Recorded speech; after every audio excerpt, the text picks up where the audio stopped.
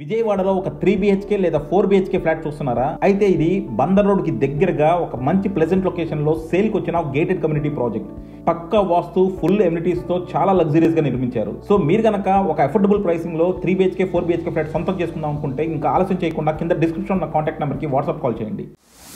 Welcome to icon politics. మనం ఒక వారం చూసినట్టయితే గనక రాష్ట్రంలో జరుగుతున్న పరిణామాలన్నీ కూడా లడ్డు వివాదంలో కావచ్చు, లేకపోతే జత్వానీ ఇష్యూలో కావచ్చు, ఏ సంఘటన జరిగినా కూడా గత సీఎం అంటే మాజీ సీఎం జగన్మోహన్ రెడ్డి గారి వైపు వేళ్లు చూపిస్తున్న నేపథ్యంలో మరి మొన్న జరిగిన లడ్డు కల్తీ విషయం మీద కూడా ఆయన మీద పెద్ద ఎత్తున ఆరోపణలు ఆయన ప్రభుత్వం ఎదుర్కొన్నారు.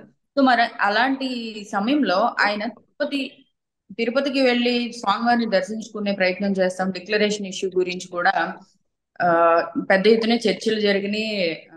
నిన్నంతా కూడా ఉత్కంఠ భరితమైన ఒక సిచ్యువేషన్ అనేది రాష్ట్ర ప్రజలు ఎదుర్కొన్నారు. సో మరి ఇలాంటి సందర్భంలో ఆయన సడన్ గా పర్యటన ఎందుకు రద్దు చేసుకున్నారు? అంటే అక్కడ కనుక వెళ్తే డిక్లరేషన్ ఇవ్వాల్సి వస్తుందనే ఇవ్వాలి, అది ఇవ్వడం ఇష్టం లేకే పర్యటన రద్దు చేసుకున్నారా? అసలు దీన్నంతటిని ఎలా చూడాలి అనేది ప్రముఖ అనలిస్ట్ అడుసుమిల్లి శ్రీనివాసరావు గారు మనతో పాటు ఉన్నారు. ఆయన అడిగి తెలుసుకుందాం. నమస్తే శ్రీనివాస్ గారు. నమస్కారం అండి. నమస్తే సార్. ఈ అంశాన్ని ఎలా చూస్తారు సార్? ఇక్కడ అంటే జగన్మోహన్ రెడ్డి గారి వైఖరి విధానం, ఆయన వ్యవహారం ఎప్పుడు కూడా విలక్షణంగా ఉంటాయండి. అంటే సాధారణ మానవుడు, సగటు పౌరుడు, ఒక రాజకీయ నాయకుడు, అవగాహన ఉన్నవాళ్ళు, వివేకం విచక్షణ ఉన్న వాళ్ళకి పూర్తిగా భిన్నంగా ఇతని వ్యవహార శైలి ఉంటుంది. నడత, నడవడిక అన్ని కూడా డిఫరెంట్గా ఉంటాయి.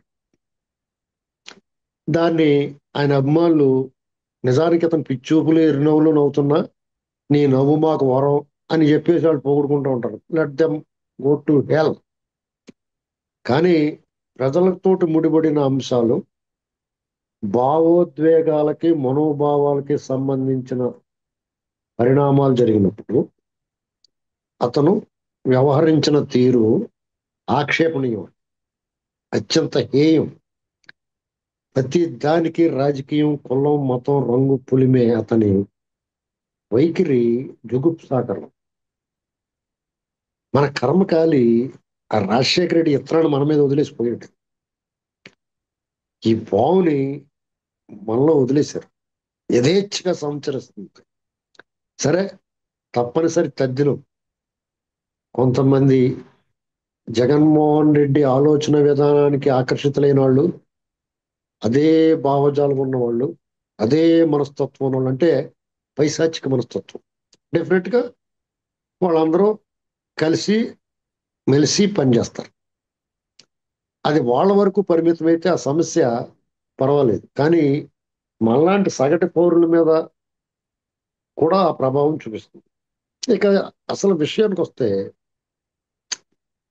తిరుమల తిరుపతి దేవస్థానంలో జగన్మోహన్ రెడ్డి హయాంలో ఎంత అరాచకం, అవినీతి, దుర్మార్గం, అపచారం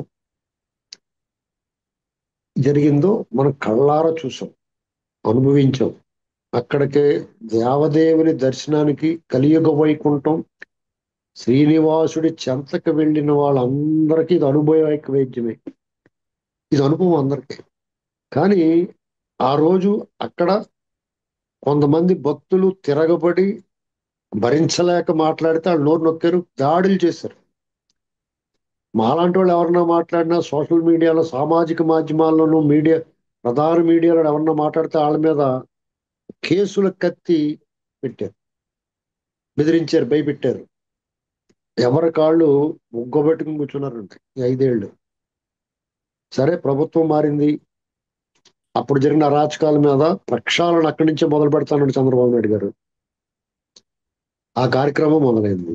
అందులో భాగంగా శ్రీవారి మహాప్రసాదమైన, అమృతప్రాయమైన, ప్రపంచ ప్రఖ్యాతిగాంచిన, ప్రసిద్ధి చెందిన, అమృతానికి మారుపేరైన శ్రీవారి లడ్డు ప్రసాదం.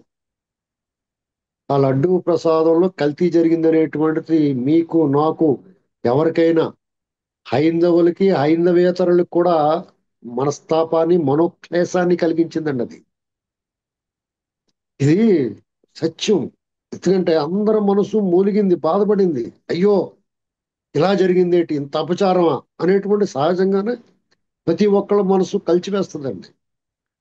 దీని విషయంలో అప్పుడు ఆ పాలక మండలి ఎవరున్నారో సుబ్బారెడ్డి, అతని తర్వాత కొద్ది సమయమైనా ఆ కరుణాకర్ రెడ్డి, వాళ్ళ నేపథ్యం ఏంటి అందరికీ తెలిసినా గానీ మొండిగా బలవంతంగా మనమే రుద్దాడు. అతను భరించారు, సహించారు.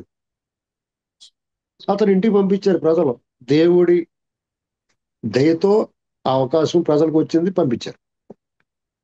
అతని మీద ఇలాగ కల్తీ జరిగింది, అపచారం చేశారనేటువంటి ఒక ఆరోపణ కాదండి, అది కఠినమైన వాస్తవం. చంద్రబాబు నాయుడు గారు నోట్లోంచి ఆ మాట వచ్చిందంటే ఆయన ఇలవేలుపు, ఆయన ఇష్టదైవం, నాకు ప్రాణాలు పునర్జన్మను ప్రసాదించిన దైవం అని పదే పదే చెప్పుకుంటాడు ఆయన. ఆ దేవుని ప్రతిష్ఠ కలిగే మాటలు ఆయన మాట్లాడతాడండి. మీలాగా ఆయన బాధ్యత లేని మనిషా? కోట్లాది మంది శ్రీవారి భక్తుల మనోభావాలు ముడిపడి ఉన్నాయి. ఈ విషయంలో చెప్పినా బాధే, చెప్పకపోయినా బాధే. చెప్పకపోతే మరింత నేరం, ద్రోహం, దైవ ద్రోహం. ఇలాంటి పరిస్థితుల్లో బాధాతప్త హృదయంతో ఆయన ఎంతో మదన పడుతూ చెప్పాడు ఆ విషయాన్ని. ఆయన ఇళ్ల మీద ఆరోపణ చేయడానికి చెప్పలేదు, ఆయన బాధను పంచుకున్నాడు ప్రస్తుతం. అది దావాడల్లా పాకేసింది ప్రపంచం అంతా. వాళ్ళు దహించడం మొదలుపెట్టింది. ఆ సెగ తగిలిన తర్వాత వాళ్ళు బయటకు వచ్చారు. ఒక్కొక్కళ్ళు కలుగులోని పాములు, కప్పలు, ఈ ఎలకలు, పీతల్లాగా బయటకు వచ్చారు. ఎవడ నోటికి వచ్చినట్టు వాళ్ళు మాట్లాడుతూ మొదలుపెట్టారు. ఇప్పుడు నువ్వు ఒక మాట చెప్పాలా, కల్తీ జరిగిందా లేదా? జరిగితే జరిగిందని చెప్పు, జరగకపోతే జరగలేదని చెప్పు. ఒకవేళ మీకు తెలియకుండా జరిగితే క్షమాపణ దేవుడి దగ్గర ప్రాయశ్చిత్తం చేసుకో, లేదా జరగలేదని నువ్వు ప్రూవ్ చేసుకో. అంతేగాని అప్పుడు అలా జరగలేదా, నెయ్యి, కొవ్వు, పంది, రాగి, బంగారం, ఈ పనికిమాల పొన్నవోలు సుధాకర్ రెడ్డి ఆ పనికిమాల మాట్లాడండి. ముఖం పగలగొట్టి లేక అంటే హిందువుల సహనం, పరమత సహనం, వాళ్ళ తాలూకు క్షమాగుణం మీరు అలుసుగా తీసుకున్నారా? ఏ రకంగా మాట్లాడుతున్నారో కూడా అర్థం కాని పరిస్థితి సార్. సామాన్య ప్రజలకి అయితే అసలు అర్థం కాదు. ఆ తమ్మినేని సీతారాం గారు కూడా నిన్న ఏ ఆవులు కల్తీ అయినాయి అని చెప్పి మాట్లాడుతా ఉన్నారు. పొన్నవోలు సుధాకర్ రెడ్డి గారేమో ఆయన వచ్చేసి బంగారం, రాగి అంటారు. ఈ ఫిలాసఫీలు ఎవరికి అర్థం కావట్లేదు సార్. మీకు తమ్మినేని సీతారాం గురించి మీరు చాలా తక్కువ మాట్లాడుకోవాలి. విగ్రహ పుష్టి, నైవేద్య నష్టి, మన దరిద్రానికి అతను మన రాష్ట్రానికి స్పీకర్ అయిపోయాడు.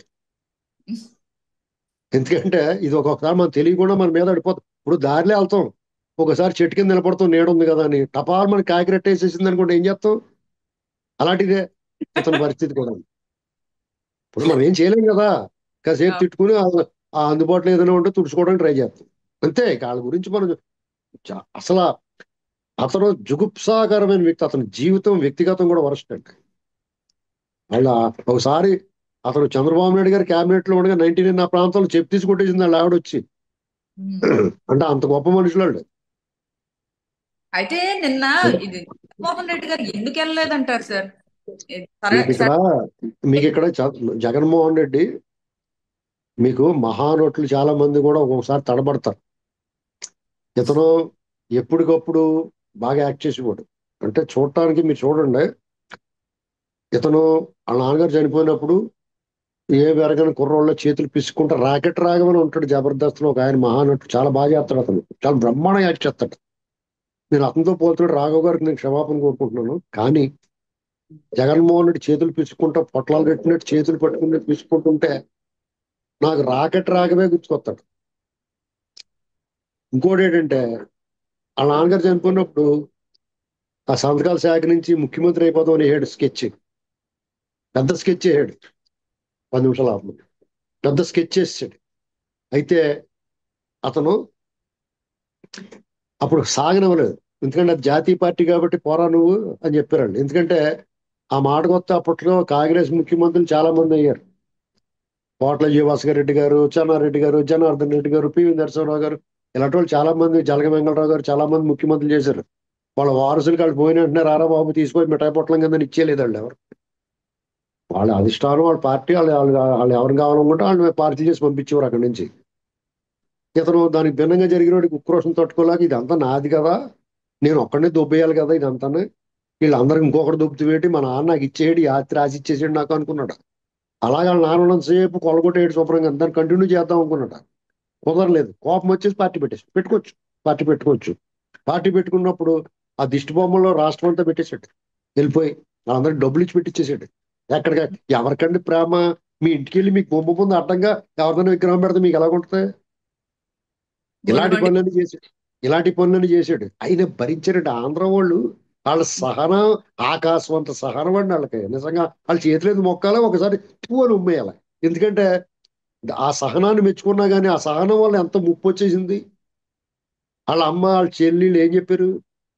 వాళ్ళ నాన్న చంపేశారండి, వాళ్ళ నాన్న చచ్చిపోడండి, వాళ్ళ చిన్నాన్న చంపేశారండి, వాళ్ళని కూడా చంపేస్తానికి చూస్తున్నారు బాబు, ఓసారి ఛాన్స్ ఇవ్వండి అని వాళ్ళ అమ్మ. మా అన్న వదిలిన బాణాన్ని బాగా గుచ్చుకుంటానని వాళ్ళ చెల్లి. ఇలా మొదలెట్టి ఇతనేమో ఒక ఛాన్స్ ఇవ్వండి, మీకేమో స్వర్గానికి కింద దింపేస్తాను, అలా అలా అలా అలా అలా అలా. వాళ్ళ బాబు ఏదో సినిమా మెత్తెత్తే ఆ సినిమాలో నేను ఉన్నాను, నేను చూస్తాను, నేను ఉంటాను, ఇలాంటి మాటలన్నీ మాట్లాడి అసలు జనాలు మాయ చేసి మొత్తం మంది జల్లేశారు. మీకు చూడండి, కనికట్టు చేసి వాళ్ళు రైల్లో గట్టాను బిస్కెట్లు పెడతారు అపరిచితులు మీకు.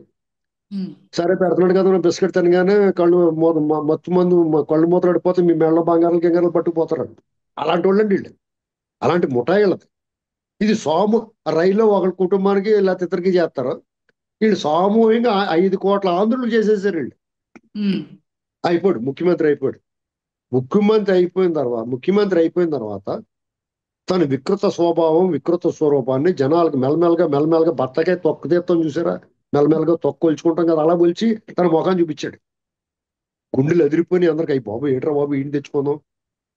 వెంటనే 6 నెలల లోపల తెలిసిపోయింది అందరికీ. ఒక మంచి పనివాడిని వదులుకుని ఒక పనికి మాలిని తెచ్చుకున్నాం ఏంట్రా బాబు అని అర్థమైపోయింది అందరికీ. తెలిసిపోతే ఏం చేస్తారు? ఇలా గుమ్మనంగా ఉన్నారు, ఏం చేయాలా పాల్పోవట్లేదు.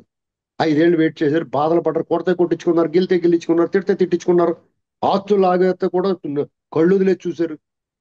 డే లైట్ రాబరీ, పట్ట పగల దోపిడీ చేస్తారు, అనేక అపచారాలు చేశాడు, దైవద్రోహం చేశాడు, దైవ దూషణ చేశారు, దేవీ దేవతల విగ్రహాలకి అపవిత్రం చేశారు, అపచారం చేశారు, రథాలు తగలబెట్టారు, రామతీర్థంలో శ్రీరాముడి విగ్రహం తల నరికారు. అసలు అసలు అంతు లేకుండా చేశారు. ఇక దీనికి అంతు పంతు లేకుండా వీళ్ళకి మళ్ళీ పైన ఉన్న వాళ్ళు కొంతమంది వత్తాసు, వీళ్ళకి వాళ్ళు మాట్లాడరు. అదే చంద్రబాబు గారు గవర్నమెంట్ ఉంటే సోమవీర్రాజు, జీవీఎల్ నరసింహరావు, ఆ విష్ణువర్ధన్ రెడ్డి ఒంటిపై కోట్లోనే లేదో కూడా చూడకుండా వచ్చేసి మాట్లాడేస్తారు బయటకు వచ్చేసి. ఇప్పుడేమో నోట్లో ఏం పెట్టున్నారు, మరి నోట్లో మాట రావట్లేదు. ఆ కిషన్ రెడ్డి గారు ఒకడు, ఆయన అసలు మాట్లాడు. ఇప్పుడు ఇంత అపచారం జరిగింది, అసలు మామూలుగా అయితే భూమి ఆకాశం ఏకమైపోవాలండి, అంత అపచారం చేశాడు. సిగ్గు లేకుండా మళ్ళీ ఆ కరుణాకర్ రెడ్డి వెళ్ళి ప్రమాణం చేస్తాడంట.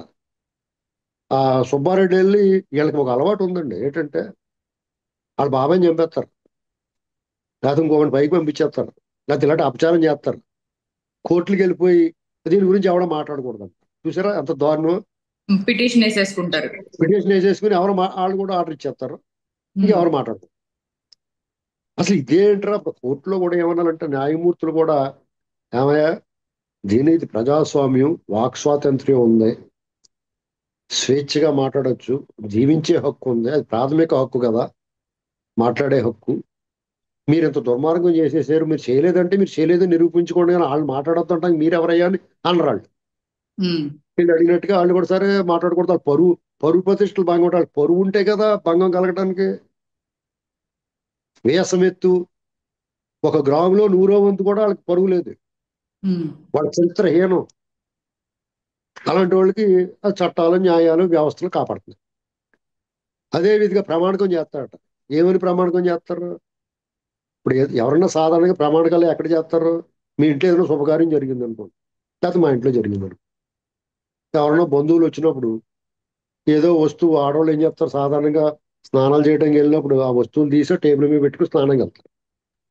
ఆ ఇంట్లోనే జగన్మోహన్ రెడ్డి వాళ్ళ కుటుంబం వాళ్ళందరికీ ఉన్నట్టు దొంగ బుద్ధులు మనలో కూడా చాలా మందికి ఉంటాయి. వెళ్తే ఆ చెవులియో లేకపోతే మెళ్ళయో గబక్కని తీసి దాచేసుకుంటారు, పట్టుకుపోతారు. అలా పోయినప్పుడు ఎవరన్నా ఒకళ్ళు ఐడెంటిఫై చేశారు ఇంకా పలానా వాళ్ళ మీద అనుమానం ఉన్నప్పుడు నువ్వు ప్రామాణికం చేయి అంటారు అక్కడ. అది ఇటు కుటుంబ పంచాయతీ లేకపోతే గ్రామంలో పంచాయతీ ఇంట్లోదైతే.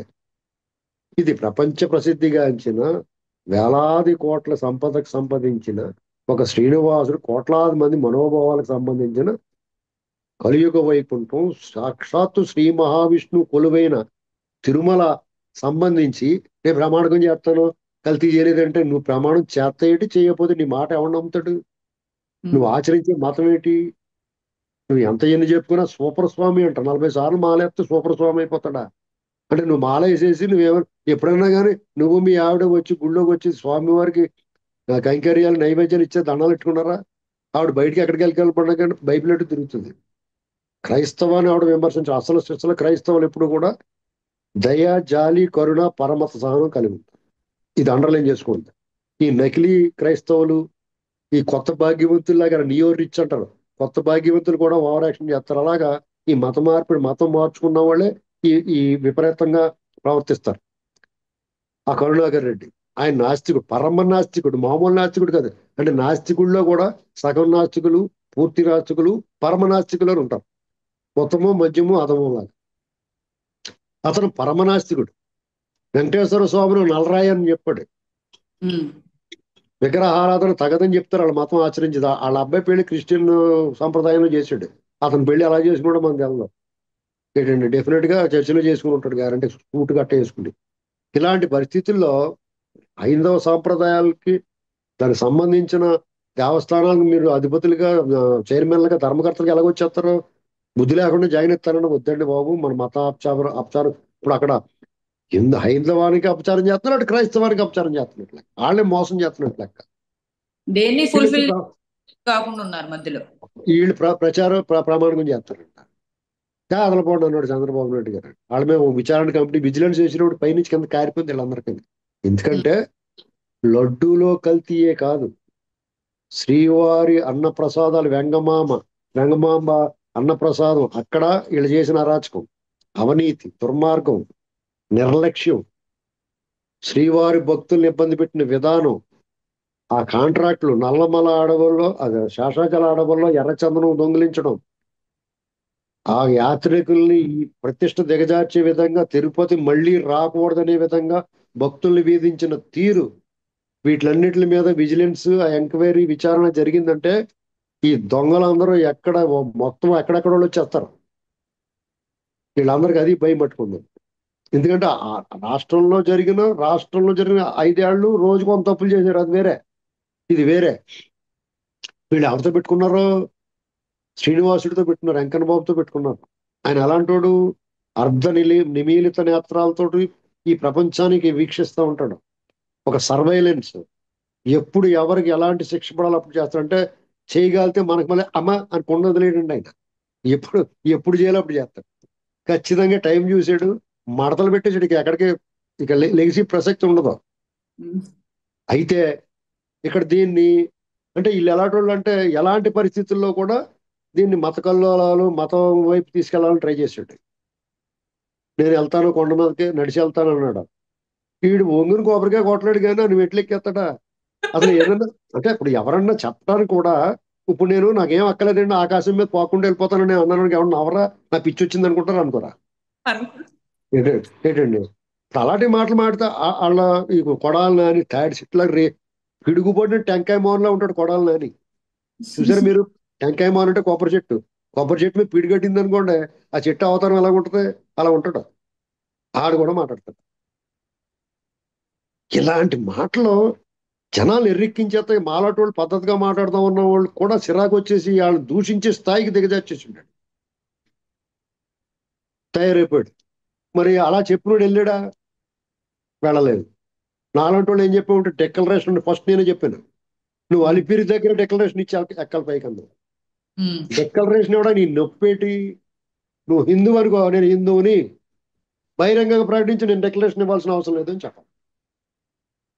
లేదా నేను క్రైస్తవుడిని అయినా సరే ఈ దేవుడిని దర్శించుకుంటూ అతని మీద నాకు విశ్వాసం ఉంది, అన్ని మతాలు నాకు సమానమే, అందరు దేవుళ్ళు ఒకటే, నా దేవుణ్ణి ఎలా కొలుస్తానో హిందువులు ఈ ఆరాధ్యం దైవంగా చూస్తారు కాబట్టి ఈ దేవుడిని నేను కూడా నమ్ముతాను నా ప్రజల కోసం అని చెప్పాలా, డిక్లరేషన్ ఇవ్వాలి. డిక్లరేషన్ ఇవ్వడానికి ఇష్టం లేదు నీకు, అసలు ఆ ప్రోగ్రామే పెట్టుకోకూడదు.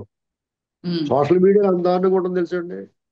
ఇతను డిక్లరేషన్ ఇచ్చి వెళ్తే ఒకలాగా ఇంటికాడ తోలు తీసేస్తారని చెప్తున్నారు వాళ్ళు. ఇలాంటి ఆ ట్రోలింగ్ ఎందుకు అవసరమా? ఏంటండి? సరే, దాన్ని మానేశాడు. మళ్ళా పైకి దర్శనానికి వెళ్తున్నాడు. ఈ మోపింగ్ ఎలా ఉంటది? దీని మతపరమైన ఆ సెన్సిటివ్ ఆ భావోద్రాగాలకి రెచ్చగొట్టి ఇతను వెళ్తాడు పైకి. డెఫినెట్ గా ఈ వార్తలు ఇవన్నీ నీ ముఖం చూస్తే సిరాకు వచ్చిన వాళ్ళందరూ భక్తులు అటు ఎదుర్కొంటారు, అడ్డుకుంటారు. భక్తులు క్యూ లైన్ లోని గత 5 ఏళ్లలో అనేక సార్లు జగన్మోహన్ రెడ్డి డౌన్ డౌన్ అన్నారు. గోవింద నామస్మరణ తప్ప కొండ మీద అన్యుల కీర్తన ఉండరాదు అనేటువంటిది ఒక నిబంధన, ఆచారం, సాంప్రదాయం. అలాంటి చోట ఇతను జగనన్న నువ్వు భలేగుంటావు, నీ ముఖం బాగుంటుందని పాటలు పాడించుకున్నాడు గుళ్ళో. ఆవిడ చూడండి, అతను ఎవరో ఆవిడ సుబ్బారెడ్డి వెళ్ళం, భలే ఓడివయ్యా నువ్వు జగనన్న అని పాటలు పాడింది. జై జగన్ అన్నారు. ఇవన్నీ వదిలేస్తాయండి పాపాలు. అలాంటిది భక్తులకి ఒళ్ళు మండి, వేసవ కాలంలో కాళ్ళు మండి, కనీసం భక్తులకి ఆ కాళ్ళు అరికాళ్ళు కాలిపోతే దేవుడి దర్శనంగా వస్తున్నారు. వాళ్ళ సౌకర్యం కల్పించిన బాధ్యత కదా, వీళ్ళకి ఏం రోగం? కనీసం క్యూ లైన్లో గంటలు గంటలు నిలబడితే వాళ్ళకి మంచినీరు, ఆహారం అందిస్తారు. అదొక పద్ధతిగా నడుస్తూ ఉంది. అవన్నీ మానేసి ఇంకెప్పుడు రాకూడదు తిరుపతి అని ఇలా చేసేసారు వీళ్ళు.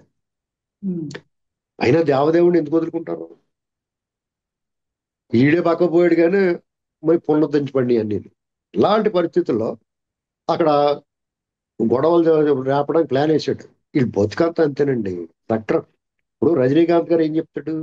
నా దారి రహదారి అంటాడు. అది సినిమా డైలాగ్ అయినా కానీ ఒక కథానాయకుడు చెప్పేది, ఒక ఉత్తమ పురుషుడు, ఉత్తమ లక్షణాలు ఉన్నవాడు చెప్పాల్సిన మాట నా దారి రహదారి అని. ఈడేమంటాడు? నా దారి అడ్డదారి. ఎప్పుడు కూడా అడ్డదారే. ఇది ఎప్పుడు సకలం మంచి సిమెంట్ రోడ్డు అయితే అది మీద వెళ్ళడం, ఆ తుప్పలో పొంతలో డొంక రోడ్డు ఉంటే అందులో వెళ్తానంటాడు. ఎందుకంటే వాళ్ళ బుద్ధి అలాంటిది. మీరు చూడండి, కావాలితే ఒక పెద్ద సిమెంట్ రోడ్డు వేసి ఓ పక్కన డొంకదారి వేసి వీళ్ళు వదిలేసారు అనుకోండి, చిన్నపిల్లలకి వాళ్ళ అన్నం ముట్టించినప్పుడు పుస్తకాలు, డబ్బు ఇలాంటివన్నీ పెట్టి వదిలేస్తారు దేని మీద వెళ్తాడని. అలాగే తను ఒక చోట వదిలేసామనుకోండి, అడ్డదారిలో పోతాడు తప్ప మెయిన్ రోడ్లోకి వెళ్దాం. కావాలంటే చూసుకోండి మీరు. ఇలాంటి పరిస్థితులు గొడవలు చేద్దామని చూశాడు. అక్కడ ఉన్నది ఎవరో మేరు నగధీరుడు, లెజెండరీ పొలిటీషియన్, 40 సంవత్సరాలకు పైగా రాజకీయాన్ని అవపోసన పట్టినవాడు. ఇలాంటి వాళ్ళు ఎంతమంది చూసుంటే, ఇతన్ని వీళ్ళ నాన్న వాళ్ళ తాతని అంతగా మించిన వాళ్ళని చూసి వచ్చాడు అతను. సెక్షన్ 30 ఏదైతే జగన్మోహన్ రెడ్డి ఇంప్లిమెంట్ చేశాడో అదే ఇంప్లిమెంట్ చేసి నోరు మూయించారు. అది కూడా ఎవరు చేశారు? ఆ జిల్లా ఎస్పీ సుబ్బారాయుడు మొత్తం మడతలెట్టాడు. ఆవిడ బాబు ఈదులోకి వస్తే తోలు తీసేస్తాని చెప్పి అందరినీ, అన్ని పార్టీల వాళ్ళని. ఇప్పుడు జగన్ వస్తాడు, జగన్ ఎదుర్కోవడానికి టీడీపీ వాళ్ళు, జనసేన వాళ్ళు, బీజేపీ వాళ్ళు వస్తారు. ఆ రభసరాబు నోరు మూసి కూర్చొని ముడ్డి పగిలిపోతుందని చెప్పి ఇంట్లో కూర్చోబెట్టి ఇవన్నీ చూసిన తర్వాత నన్ను వెళ్ళిందా నేను ఒక్కడే అయిపోతాను రా బాబు, నన్ను మొట్టికెళ్ళేసేస్తారు వీళ్ళు అంత భయమేసాడు, మానేశాడు. ఏంటండి అసలు పిరుకోడండి. అసలు అందరూ కూడా నీ నవ్వు వరం ఎంత దారుణమైన చూడాల్సి వస్తుంది మనం. అతను నవ్వు వరమా? ఏం వరం అండి? అతను నవ్వేం వరం అండి బాబు? నువ్వు పులివి, అతను పులి, కాగితం పులి కూడా కాదు అతను. ఇలాంటి పరిస్థితుల్లో ఇక్కడ అనేక మందికి చెక్ పడిందండి. చంద్రబాబు నాయుడు గారు యాదాలాపంగా అన్న, బాధతో అన్న ఈ కల్తీ వ్యవహారం అనేక మంది వాళ్ళ భవిష్యత్తు వ్యూహాలు పదును పెట్టుకున్న సమయంలో ఎందుకు పనికి రాకుండా అస్త్రాలన్నీ నిర్వీర్యం అయిపోయినాయి. సమీప భవిష్యత్తులో కానీ తర్వాత కానీ జగన్మోహన్ రెడ్డి అనేటువంటి వ్యక్తి రాజకీయ ఉనికి ఉండదు. నేను చెప్తున్నాను వినండి, రాబోయే రోజుల్లో జగన్మోహన్ రెడ్డి మీద వందలాది కేసులు బుక్ అవుతాయి. ఎందుకంటే అతను అన్ని తప్పులు చేశాడు. ప్రతిరోజు 100 తప్పులు చేశాడు అతను 5 ఏళ్ల కాలంలో. అతను ఈ రాష్ట్రంలోని ఎన్ని పోలీస్ స్టేషన్లు ఉంటే అన్ని పోలీస్ స్టేషన్లు అతని మీద కేసులు నమోదవుతాయి. వాళ్ళ అభిమానులుగా ఉన్న వాళ్ళు ఇప్పటికీ చాలా మంది పార్టీ కూడా అది తెలిసిన వాళ్ళు అందరూ దూకేసి పారిపోతారు. మొక్కజొన్న పొత్తు యూట్యూబ్ లో దానిమ్మ గింజలు చూపిస్తారు కటింగ్, చూసారా మీరు? పామ్ గ్రైనేట్ కాయని ఇలా కోసి ఇలా కొడతాడు, కలకలమని రాలిపోతే గింజలండి. అలాగే ఈ పార్టీ కూడా అందరూ పారిపోతున్నారు పక్కకి, ఇంకో పార్టీలో చేరిపోతున్నారు, ఎవరు ఉండడం. చివరికి చూసుకుంటే ఈయన ఒక్కడే మిగులుతాడు. నేను చంద్రబాబు నాయుడు గారిని కలవడానికి సచివాలయంకి వెళ్ళాను నేను. ఆ దారిలో ఈ తాడేపల్లి కొంప మీద నుంచి వెళ్ళింది. అక్కడ ఓ 2 పుంజీల మంది ఉన్నారంటే, ఓ 8 పుంజీ అంటే నలుగురు, ఓ 2-3 పుంజీల మంది ఉన్నారు. వాళ్ళందరూ కూడా వాళ్ళ సెక్యూరిటీ కూడా ఎవడో బయట లేడు. ఓ 30 కార్లు వాళ్ళ కార్లే ఉన్నాయి అక్కడ. మామూలుగా ఇది వరకు అయితే పొలవమంటూ ఉండేవారు. ఆ దారి మూసేసి వాళ్ళ సొంత ఎస్టేట్ లో చూసుకునేవాడు. ఇవాళ ఆ దారి ఓపెన్ చేస్తే పక్కన ఆటోలు గీటలు అన్ని వెళ్ళిపోతున్నాయి. ఈడే జగనం అని చెప్పుకుంటున్నారు, చూపిస్తున్నారు ఆవిడ.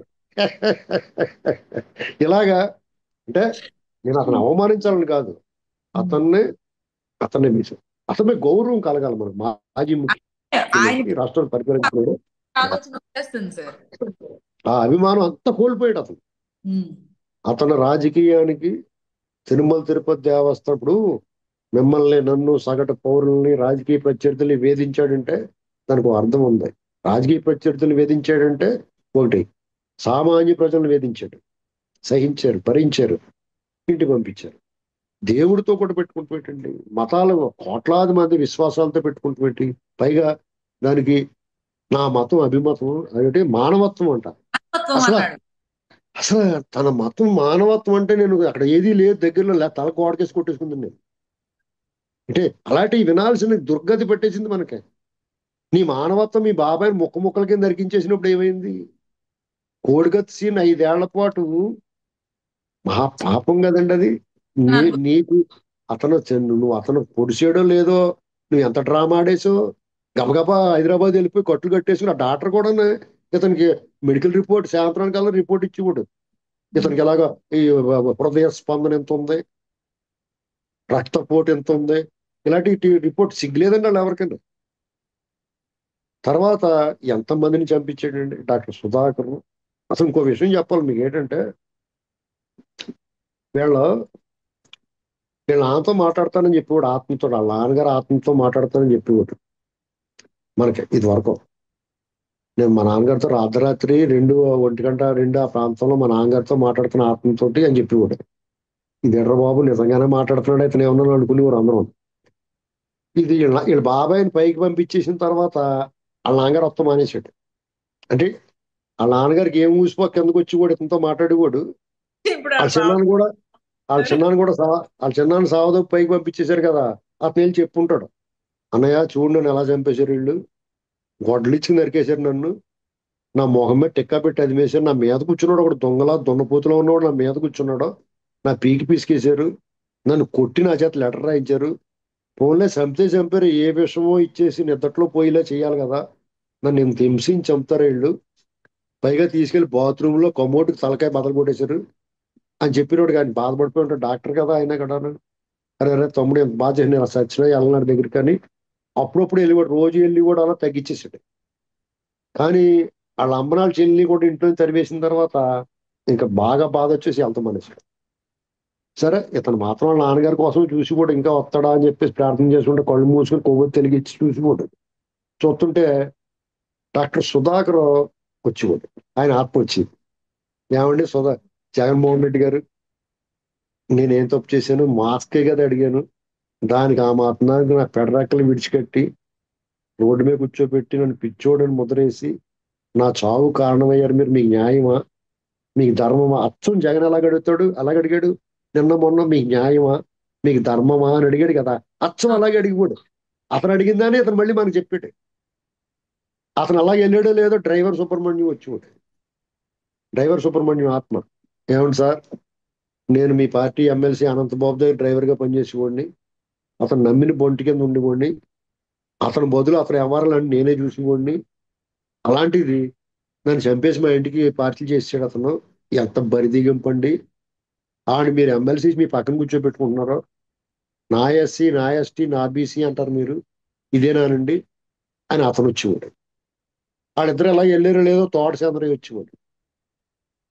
చూడండి, జై జగన్ అన్న పాపాన అనలేదని నా పీక్కో చెప్తారా, ఓరు బాబు వీళ్ళందరూ ఇలా వస్తున్నారని చెప్పేసి అర్ధరాత్రి సమావేశాలు మానేశాడు. ఇదండి అతని స్టోరీ. మీకు అందుకునే అప్పుడప్పుడు అసెంబ్లీ కూడా నిద్రపోయి ఇతను చూసుకోండి, కావాలంటే రాత్రి అంతా మేలుకుని వీళ్ళతో సమావేశాలు పెట్టుకుని పగల నిద్ర ఉండగా నిద్రపోయాడు. అసెంబ్లీ నిద్ర చల్లగా ఉంటుంది, ఆ పక్కనే ఆ ఎవరో మాడుగుల ఎమ్మెల్యే కరణం ధర్మశ్రీ, తర్వాత ఇంకొక ఆవిడ అనంతపురం నుంచి నీ నవ్వు వరం నువ్వు అనుకుంటే అవుద్ది స్వామి అని ఆవిడ, ఇంకొక ఆయన ఏమో ఈ కరణం ధర్మశ్రీ ఏమో ఏకంగా పాటలు పాడించుకోండి. ఈ రోజా గారు అయితే జగనన్న నువ్వు సూపర్ అని ఆవిడ. అసలు ఈ భజన బృందాలు తాళాలు ఉండి అంతే కాదు, చేతులు ఉండి కాదు అంతే, మిగతాదంతా సేమ్ టు ఏం చేసుకోరు. ఇవన్నీ నిజం అనుకుని అతను ఒక మైమరిచిపోయి కూడా అదే నడుస్తుంది అనుకుంటాడు. ఇంకా సిగ్గులేదండి. నా మతం మానవత్వం అంటాడా? నువ్వు ఓపెన్ గా చెప్పాలా.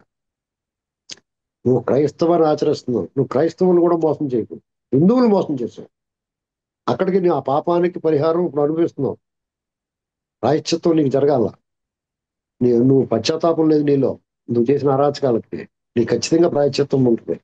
నువ్వు నువ్వు ఏదైతే ఆచరిస్తావో, నువ్వు రాత్రులు 4 గోడల మధ్య బైబిల్ చదువుకుంటానంటే నువ్వు ఎంత ఆరాధకుడో, క్రీస్తు ఆరాధకుడో అర్థమవుతుంది. కనీసం వాళ్ళు నువ్వు అవమానించకు, వాళ్ళని మోసం చేయకు. ఎందుకంటే నేను పూర్తిగా హిందువుని, హైందవ ధర్మాన్ని పాటిస్తాను, హైందవాన్ని ఆచరిస్తాను, హిందూ మతాన్ని ఆచరిస్తాను. కానీ నేను నా పర్సనల్ గా క్రైస్తవుల్ని గౌరవిస్తాను, వాళ్ళ పట్ల స్నేహభావంతో ఉంటాను, పరమత సహనం కలిగి ఉంటాను. మీకు ఒక విషయం చెప్పాలా, మా ఇంటి దగ్గర ఒక యాంటిక్ హార్మోనియం పెట్టింది. ఇప్పటి నుంచి 50-60 ఏళ్ళ నుంచి మా ఊళ్ళో క్రిస్మస్ వేడుకలు జరిగితే మా మాస్టర్ జాన్ మాస్టర్ అని ఉండి పాస్టర్ గారు, ఆయన వచ్చి ఆ హార్మోనియం పెట్టి అడుగుతాడు. పాటలే పాడుకుని వాళ్ళు ప్రాక్టీస్ చేసుకుని పాటలు పాడుకుంటారు. ఇవాళకి జరుగుతుంది అది. ఆయన చనిపోయిన తర్వాత ఆపారు. ఏంటంటే ఇంకోటి ఏంటంటే మా ఊళ్ళో మేమందరం హిందువులని తెలుసు. ఆయన పాస్టర్ గా నాకు ఒకవేళ జ్వరం వచ్చింది అనుకోండి, నాకు అనేక సార్లు వచ్చాడు. నాకు ఒంట్లో బాగోనప్పుడు నాకు వచ్చి, బాబు మీకు నేను ప్రార్థన చేస్తానండి వాడు చేయమని. వాళ్ళు తప్పే ఉందండి. ప్రార్థన చేసి కూడా ఆయన గౌరవించేవాళ్ళు, కూర్చోపెట్టి మాట్లాడుకునేవాళ్ళు, ఆయన ఆశీర్వచనాలు తీసుకునేవాళ్ళు. అదే నువ్వు ఎందుకు వస్తావు, మేము హిందువులు, నీ ప్రసాదం మాకొద్దు, నువ్వు మా ఇంట్లో రాకూడదు అని చెప్పి అన్నావా? ఉన్నది కదా. పరమత సారం అంటే అదే. అలాగే మా ఊళ్ళో తుర్క మాస్టర్ అని ఒక ఆయన కూడా ముస్లింస్, వాళ్ళకి రంజాన్ వచ్చినా ఇలాంటి బక్రీదులు, ఇలా బక్రీద్ వస్తే పాలవ పెట్టేసేవారు, వాళ్ళు బ్రహ్మాండంగా ఉండేది తినేసేవాళ్ళు. అలాగే రంజాన్ పాయసం సేమియా కట్టించేవారు, మంచి రుచికరంగా ఉండేది. అలాగే మేమైనా ప్రసాదాలు ఇస్తే ఆ సాయి మాస్టర్ వాళ్ళు తీసుకునేవారు. వీళ్ళు మాత్రం వాళ్ళు అప్పట్లో క్రైస్తవులు కూడా తీసుకునేవారు. తర్వాత మేము ఆ ప్రసాదం ముట్టుకోం, అదే ఆ దేవుడు సైతాన్ ఇలాంటి మాటలు మాట్లాడుతున్నారు. అంటే దీన్ని ఎవరిని రెచ్చగొట్టినట్టు? అదే పని ఒక సామాన్యుడు చేస్తే దానికి ఒక ఇది ఫోన్ లైన్కి వచ్చి, నువ్వు కోట్లాది మందిని ప్రభావం చేయగలిగిన స్థానంలో ఉండి ఒక రాష్ట్రాన్ని ముఖ్యమంత్రిగా చేసి నువ్వు ఈ భావావేశాలు రెచ్చగొట్టే ప్రయత్నం నిన్ను ఏం చేయాలి? దీని మీద కేసు పెట్టాలి. చంద్రబాబు నాయుడు గారి ప్రభుత్వం, జగన్మోహన్ రెడ్డి రెచ్చగొట్టి విధానాలు, పైగా ఈ మతం ఏంటి, ఈ మత విధానాలు ఏంటి, ఈ దేశం ఎటువైపు ఇలాంటి దేశాన్ని పెట్టాడు ఎత్తం. ఈ దేశమే, అసలు ఈ దేశం గురించి మాట్లాడే, ఈ దేశం ఎంత గొప్ప దేశమయ్యా. భిన్నత్వంలో ఏకత్వం, యూనిటీ అండ్ డైవర్సిటీ, భిన్న భాషలు, భిన్న ప్రాంతాలు, భిన్న అభిప్రాయాలు, రకరకాల భిన్న మతాలు, అందరిది ఒకే మాట, భారతీయులు, భారతదేశం నా దేశం, భారతీయులందరూ నా సహోదరులు అనేటువంటి ఒక భావావేశంతో కలిసి పనిచేస్తూ ఉంటారు, ఏకంగా నిలబెడతా ఉంటారు. ఈ దేశం గురించి, దేశ ఐక్యత గురించి, సమగ్రత గురించి, దేశ సార్వభౌమాధికారాన్ని ప్రశ్నించే నీ విధానం, నీ వ్యాఖ్యలు దేశద్రోహం కేసు పెట్టాలి. Right now with immediate effect. అతను లోపల ఉండాలి, బయట తిరగడానికి అస్సలు అర్హత లేని వ్యక్తి. ఇది గమనించుకోవాలండి. ఇది సుదీర్ఘమైన మన ప్రస్తావన, ఈ వ్యాఖ్యానం పూర్తిగా విడుదల చేయండి. ఎక్కడ ఒక్కటి కూడా కటింగ్ లేదు. ఎందుకంటే జగన్మోహన్ రెడ్డి అనేటువంటి వ్యక్తి ఒక వ్యాధి, ఒక రోగం, ఒక వైరస్. అతని భావజాలం కానీ, నేను జగన్ ప్రేమికులు కానీ, జగన్ అభిమానించే వాళ్ళు కానీ, జగన్ రావాలి కావాలి అని కోరుకునే వాళ్ళు కానీ, జగన్ నీవు నవ్వు వరం అనుకునే వాళ్ళు కానీ, ఇలాంటి వాళ్ళు ఇలాంటి మాటలు మాట్లాడే వాళ్ళు అన్ని రోగ లక్షణాలు. మీకు ఎప్పుడైతే కరోనా వచ్చినప్పుడు మిమ్మల్ని ఎలాగైతే క్వారంటైన్ చేస్తారో, ఇతన్ని ఇలాంటి మాటలు మాట్లాడే వాళ్ళని క్వారంటైన్ చేసేయాలి. మీ దండంలో బాబు జనాల్లోకి రాకండి అని చెప్పాలి. వీళ్ళందరినీ లోపల పెట్టడమే చికిత్స. అర్జెంటుగా ఈ ప్రభుత్వం చేయాలి. Right sir. జగన్ గారి మానసిక స్థితిని గురించి చాలా చక్కగా చెప్పారు. మరో టాపిక్ తో మళ్ళీ కలుద్దాం. Thank you.